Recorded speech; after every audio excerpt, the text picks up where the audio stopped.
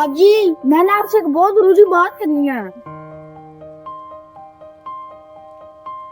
हाँ बताओ, क्या बात करनी है? साहब जी, 6 माह हो गए आपने मेरी तनख्वाह नहीं दी और मुझे इस बार पैसों की बहुत जरूरत है। इस बार मुझे तनख्वाह दे दीजिए। अगर मैं पैसों की जरूरत ना होती तो मैं आपसे इस बार भी ना मांगता। और मैं तो अपनी मर्जी से तनख्वाह देता हूँ। तुम्हें तो मेरे पास 6 माह हो गया ना। मैं तो 2-2 साल तनख्वाह नहीं देता। जब मेरा दिल करता है मैं तब ही देता हूँ। ठीक है, अगर आप नहीं देते आपका तो उनके साथ मसला है। मैं तो गरीब बंदू, मेरे साथ तो ज्यादती ना करे, मुझे तो दे दें। मुझे लगता है तुम्हें मेरी बात की समझ नहीं आई। तुम रुको, तुम्हें मैं बताता हूँ।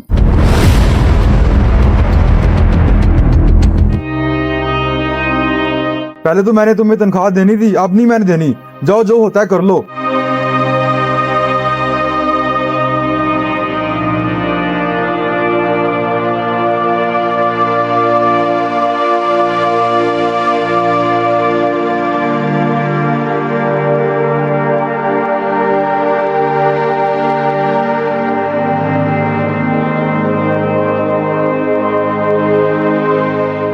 या अल्लाह मदद फरमा।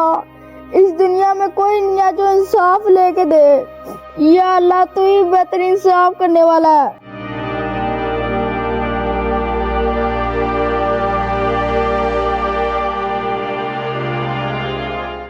वकील साहब, आपको इस बात का इल्म होना चाहिए, किसी गरीब के साथ ज्यादती नहीं करनी चाहिए।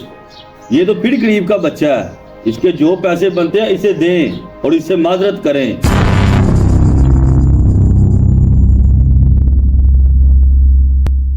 जनाब, ये अमीर हो या गरीब, मेरी सेहत पे कोई फर्क नहीं पड़ता। और आप तो फिर भी माजरत की बात कर रहे हैं। अगर आपकी सेहत पे कोई असर नहीं ना पड़ रहा तो मेरा भी इस बात पे यकीन है। अल्लाह की लाठी बड़ी बेआवाज होती है। आपको इस बात का जल्द पता चल जाएगा। ठीक है, मेरी सेहत पे कोई असर नहीं पड़ता। जाओ, जाके अपना काम करो।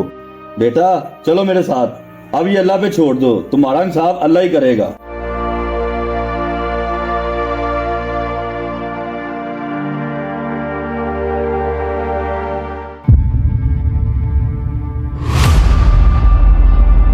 आसिम भाई, अब तो इसने हद ही कर दी है।